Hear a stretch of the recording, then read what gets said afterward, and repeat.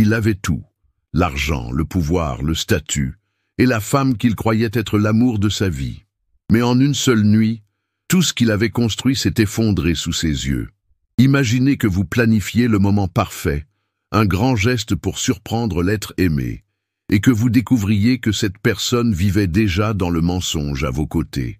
Marc n'a pas seulement été trahi, il a été exposé, ridiculisé et rejeté comme s'il n'avait jamais rien signifié. Mais ce à quoi personne ne s'attendait, c'est qu'au moment où il se perdait le plus, une femme totalement inattendue apparaisse pour tout changer. La trahison peut détruire un homme, mais peut-elle aussi le reconstruire? Que se passe-t-il lorsque quelqu'un qui n'aurait jamais imaginé avoir besoin d'être sauvé rencontre la seule personne qui peut lui montrer qu'il y a encore quelque chose qui vaut la peine de se battre? Préparez-vous à une histoire de douleur, de nouveaux départs et d'un destin que personne n'aurait pu prédire. Le cœur de Marc battait la chamade, alors qu'il serrait l'enveloppe de cuir contenant les billets pour le voyage qu'il préparait depuis des mois. Il avait passé les dernières semaines à tout organiser.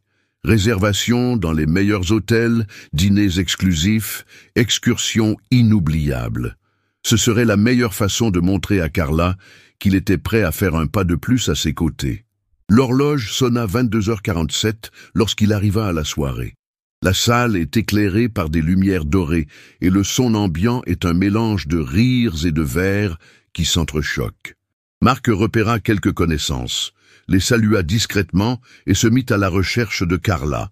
Il imagine sa surprise de le voir là, car il avait dit qu'il était coincé dans une réunion importante.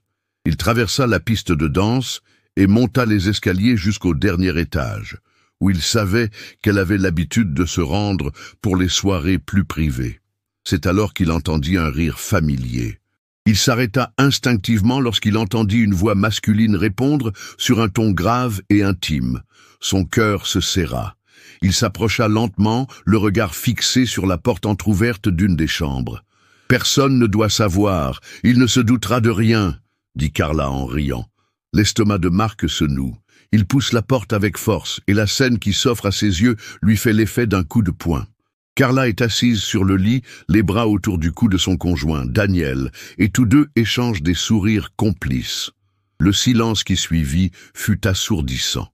Les yeux de Carla s'écarquillent lorsqu'elle le voit debout, les billets toujours à la main. Daniel s'éloigna rapidement, s'essuyant la bouche du revers de la main. « Marc !» Carla se leva, redressant sa robe, essayant de garder son calme. « Ce n'est pas ce que tu crois. » Il rit d'un rire amer, sans humour. « Ce n'est pas ce que tu crois ?»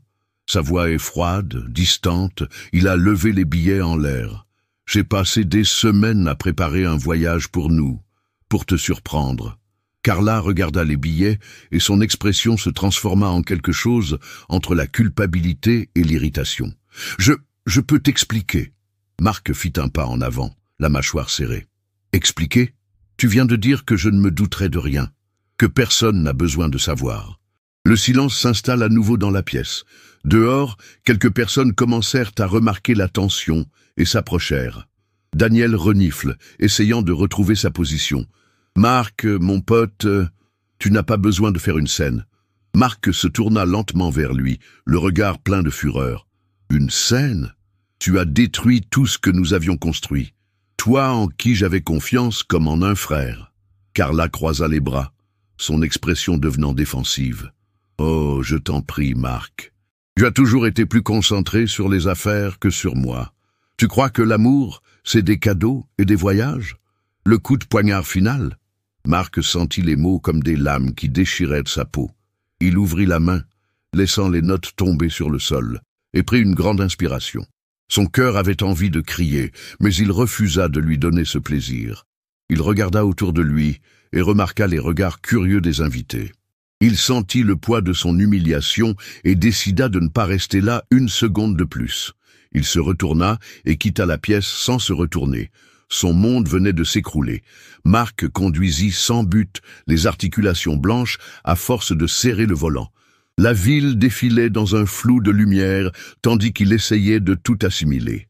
Son esprit repasse impitoyablement la scène de la chambre, le rire de Carla, les mots empoisonnés qu'elle a prononcés.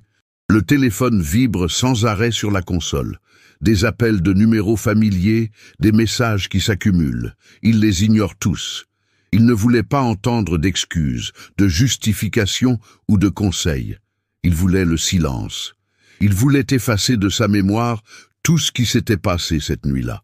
Après un virage serré, il freina brusquement lorsqu'il réalisa qu'il se trouvait devant son manoir. Le portail s'ouvrit automatiquement et il entra sans réfléchir. Il se gara quand même, claqua la porte et entra. L'endroit lui parut plus froid et plus vide que jamais.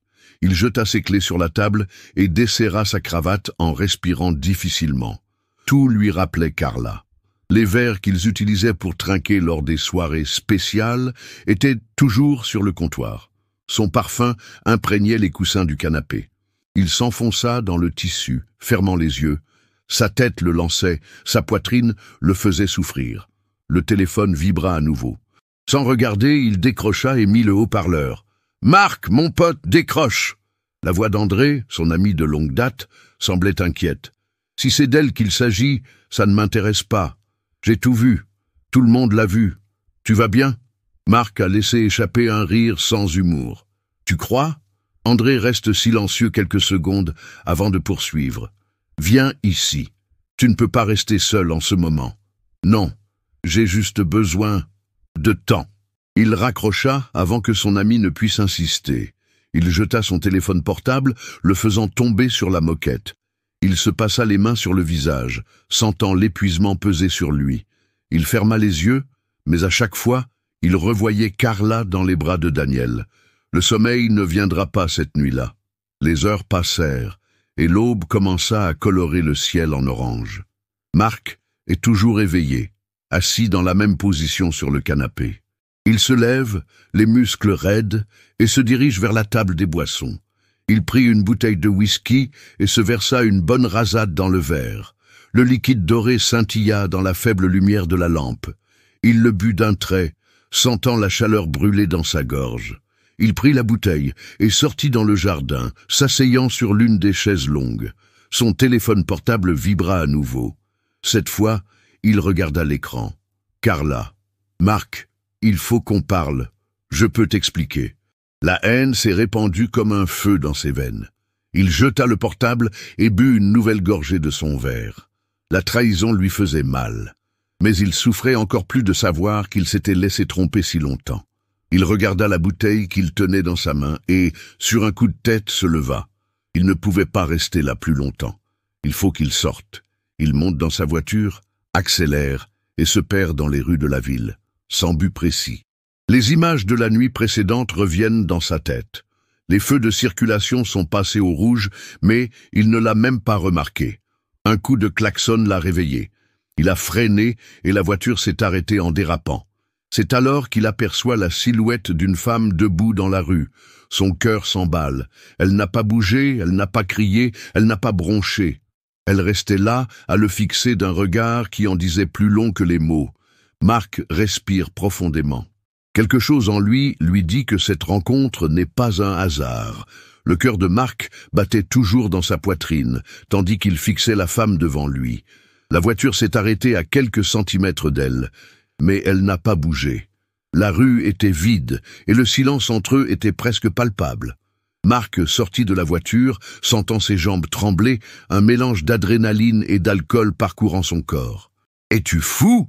cria-t-il, la voix pleine de frustration et de désorientation. « J'aurais pu mourir. » La femme arque un sourcil et croise les bras. « Et vous ? Vous conduisez en état d'ébriété à cette heure-ci. Lequel de nous deux est le plus proche de la mort ?» Marc ouvre la bouche pour répliquer, mais se retient. Il ne s'attendait pas à cette réponse. Elle l'analyse un instant avant de soupirer. « Tu ne devrais pas conduire. » Il se passa les mains dans les cheveux, essayant de trouver quelque chose à dire, mais tout ce qu'il réussit à laisser échapper fut un soupir exaspéré. « Écoute, la journée a été difficile. J'en suis conscient. » La femme recule d'un pas et regarde autour d'elle. « Et maintenant, qu'est-ce qui se passe? Tu vas continuer à te tuer ou tu veux faire quelque chose de plus productif ?» Marc fronce les sourcils. « Qu'est-ce que tu veux dire par là? » « Je ne sais pas, s'asseoir, respirer, laisser l'ivresse se dissiper. » Il laisse échapper un rire amer. « Tu proposes toujours de l'aide aux inconnus qui manquent de t'écraser? La femme sourit de travers. Seulement à ceux qui semblent perdus. Marc hésite. Il y avait quelque chose de différent chez elle. Elle ne semblait ni effrayée ni en colère. Elle ne lui a pas demandé s'il était Marc, le millionnaire, l'homme trahi de la nuit précédente. Elle l'a simplement regardé comme si elle essayait de voir quelque chose au-delà de la surface. « Quel est votre nom ?» demanda-t-il. « Lara. » Elle regarda sa voiture, puis le regarda à nouveau. « Et le tien ?» Il cligna des yeux, surpris. « Tu ne sais pas ?» Elle haussa les épaules. « Je devrais ?» Marc rit légèrement. Pour la première fois depuis des heures, il se sentit brièvement soulagé du poids écrasant qu'il portait. « Marc. » Lara hocha la tête, comme si elle assimilait l'information. « D'accord, Marc. Maintenant, décide-toi. Vas-tu continuer cette horrible soirée ou veux-tu une alternative ?» Il la regarda un moment, essayant de comprendre ce qui se passait. Mais quelque chose dans sa voix l'invitait à le faire. Quelle alternative? Elle lui indique l'autre côté de la rue, où se trouve un petit café ouvert 24 heures sur 24. Un café. Marc arqua un sourcil. Tu veux que je sois sobre? Je veux te voir faire un choix moins stupide que de conduire ivre. Il renifla, mais esquissa un petit sourire. D'accord, un café. Ils traversèrent la rue en silence. Le café était presque vide, à l'exception d'un serveur qui s'ennuyait et d'un couple à une table éloignée. Lara s'assit et attendit, tandis qu'il faisait de même. « Alors, Marc ?» Elle appuya ses coudes sur la table, ses yeux sombres fixés sur lui. « Qu'est-ce qui s'est passé ?» Il expira lentement, ne sachant par où commencer. « Une trahison. » Lara n'avait pas l'air surprise ou choquée. Elle se contente de hocher la tête. « Ça a fait mal ?» Il rit mais sans humour, comme si on m'avait arraché un morceau. Elle ne répondit pas tout de suite. Elle s'est contentée d'observer ses expressions comme si elle essayait de lire au-delà des mots. « C'est bien. » Marc cligna des yeux surpris. « Qu'est-ce qui est bien? Que ça fasse mal. Ça veut dire que tu t'es soucié de lui, que c'était réel pour toi. » Il fronce les sourcils. « Est-ce que c'est censé me faire me sentir mieux ?» Lara esquisse un petit sourire. « Pas pour l'instant, mais un jour ça le fera. » Marc resta silencieux, fixant sa tasse de café. Pour la première fois de la soirée, il avait l'impression que quelqu'un l'observait vraiment. Et étrangement, cela l'effrayait moins que cela n'aurait dû. Le café refroidit lentement dans la tasse de Marc, tandis qu'il regarde Lara, de l'autre côté de la table. Elle était différente. Elle ne montrait pas de pitié et n'essayait pas de minimiser ses sentiments. Elle l'a simplement écouté, sans hâte, sans jugement. « Est-ce que tu donnes toujours des leçons de philosophie à des inconnus aux petites heures du matin ?» demanda-t-il, tentant de rompre le silence qui s'était installé entre eux. Lara haussa les épaules, faisant tourner sa cuillère dans sa tasse. « Seulement à ceux qui ont besoin de l'entendre. » Marc laissa échapper un petit rire. « Et comment as-tu su que j'en avais besoin? C'est dans ton visage. L'expression de ton visage en dit long. Tu as été brisé, mais tu ne sais toujours pas quoi faire des morceaux. » Marc s'adosse à sa chaise et croise les bras. « Et vous? As-tu déjà été brisé ?» Son sourire s'assombrit un peu. Pendant un moment, Lara baissa les yeux sur son café. « Je l'ai fait. » Marc se rendit compte qu'il avait touché un point sensible. Mais au lieu de reculer, il a ressenti le besoin d'en savoir plus. « Comment as-tu survécu ?» Elle pousse un soupir. « En apprenant que tout ne peut pas être sauvé, que tout ne vaut pas la peine d'être reconstruit. » Marc reste silencieux, absorbant ses mots. Il pense à Carla, à l'entreprise, à toute sa vie soigneusement planifiée. Tout ce qu'il avait cru solide lui paraissait désormais fragile et sans objet. « Pensez-vous que je doive tout laisser derrière moi ?» demanda-t-il sur un ton plus bas. Lara étudie son visage avant de répondre. « Je pense que tu devrais te rendre compte de ce qui vaut encore la peine d'être porté. » Il baissa les yeux sur la table. Pour la première fois depuis que tout s'était effondré, il sentait qu'il y avait une autre façon d'échapper à la douleur. Le soleil se levait déjà à l'horizon lorsqu'ils quittèrent le café. Marc jeta quelques notes sur la table et suivit Lara. L'air frais du matin frappa son visage, dissipant l'engourdissement de la nuit précédente. « Alors, Marc, et maintenant ?» demanda Lara en croisant les bras. Il regarda autour de lui, sentant une étrange légèreté dans sa poitrine. « Maintenant, je n'en ai aucune idée. » Lara sourit, comme si elle connaissait déjà la réponse. « C'est très bien. Ça veut dire que tu as des options. » Marc rit doucement. « Tu parles toujours comme ça? Comme dans un vieux film plein de métaphores ?» Lara penche la tête d'un air pensif. « Peut-être. Ou peut-être que j'ai juste appris que les bonnes réponses ne sont pas évidentes. » Il secoua la tête, essayant toujours de la déchiffrer. « Et vous, que faites-vous dans la vie, Lara? À part enseigner à des ivrognes au hasard à réfléchir sur leurs erreurs ?» Elle sourit de travers. « Vivante. Ça ne suffit pas. » Marc arque un sourcil. « Tu es un mystère. » Lara soupire et met ses mains dans les poches de sa veste. « Marc, je ne suis pas un mystère. Je suis juste quelqu'un qui a appris à survivre. Et c'est peut-être ce dont tu as besoin en ce moment. » Il fronce les sourcils, intrigué. « Et qu'est-ce que ça veut dire ?» Elle recula d'un pas, prête à suivre sa propre voie. « Ça veut dire que si tu veux apprendre à survivre à la chute, je peux te montrer comment faire. » Marc resta là, à la regarder s'éloigner. Il n'était pas sûr de ce que cela signifiait, mais une chose était sûre. Lara n'était pas quelqu'un qui apparaissait dans la vie des gens par hasard. Et pour une raison ou une autre, il ne voulait pas la laisser partir. Marc n'arrivait pas à chasser Lara de son esprit. Quelque chose en elle l'intriguait d'une manière qu'il ne pouvait expliquer. Elle n'avait pas été gentille ou charitable. Elle n'avait pas essayé de le consoler avec des mots vides ou des clichés sur le dépassement. Au lieu de cela, elle lui avait jeté des vérités nues à la figure. Et étrangement, cela lui avait apporté plus de clarté que tous les conseils qu'il avait reçus jusqu'à présent. 2 jours s'étaient écoulés depuis ce petit matin, et il était maintenant de retour dans son bureau, essayant de reprendre sa routine. Mais tout semblait différent. La trahison de Carla et de Daniel résonnait encore dans son esprit, mais pas de la même manière. C'était comme s'il voyait tout sous un nouvel angle. Sa secrétaire entre, une tablette à la main. « Marc, votre partenaire veut vous parler. » Il leva les yeux, les muscles de sa mâchoire se bloquant. « Daniel ?» Elle hésite. « Oui, il est dans la salle de réunion. Il dit que c'est important. » Marc prit une profonde inspiration et se leva. Ses pas résonnèrent dans le couloir jusqu'à la salle vitrée. Lorsqu'il ouvrit la porte, il trouva Daniel assis à la table, en train de ranger nerveusement les boutons de manchette de sa chemise. « Marc, je suis content que tu sois venu, » dit-il en essayant de sourire.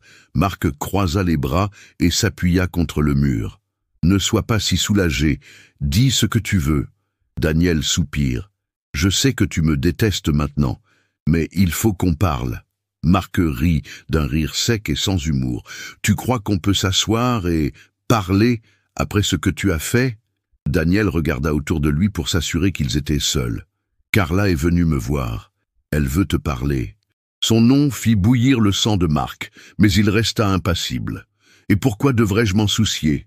Daniel se passa une main dans les cheveux, agité, parce qu'elle a dit qu'elle avait fait une erreur, qu'elle la regrette. Marc plissa les yeux. « Et vous êtes venu ici en tant que son porte-parole ou en tant qu'associé qui veut m'empêcher de prendre des décisions qui nuisent à votre entreprise ?» Daniel ne répondit pas tout de suite. Puis il se pencha en avant et dit d'un ton plus bas « Je sais que j'ai fait une erreur, mais tu dois comprendre que Carla ne t'a jamais vraiment aimé. Elle a toujours voulu quelque chose que tu ne pouvais pas lui donner. » Marc sentit sa colère monter. « Et toi, tu pouvais ?» Daniel hésite. « Je ne sais pas. Tout ce que je sais, c'est qu'elle a dit qu'elle avait besoin de te parler. » Marc prit une grande inspiration et s'éloigna du mur. « Dis-lui que certaines trahisons ne peuvent pas être réparées. » Il quitta la pièce avant que Daniel ne puisse répondre. Le soir, Marc se rendit au café où il avait rencontré Lara. Il ne savait pas exactement pourquoi il était là, mais quelque chose en lui disait qu'elle pourrait l'aider à trouver la réponse dont il avait besoin. Et comme si elle l'avait vu venir, Lara était déjà assise à une table dans un coin, regardant la rue par la fenêtre.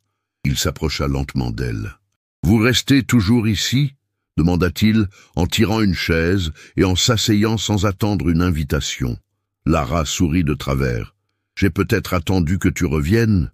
Marc arque un sourcil. « Ah bon ?» Elle rit doucement. Pas vraiment, mais tu avais l'air de quelqu'un qui aurait encore des questions à poser.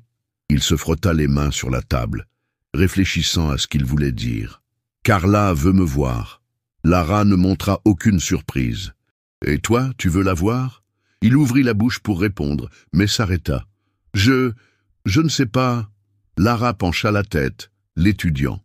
C'est donc ta réponse. Marc fronça les sourcils. Qu'est-ce que tu veux dire par là?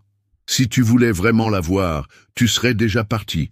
Si tu es ici, c'est que tu sais que ça n'en vaut pas la peine. Il resta silencieux, absorbant ses mots.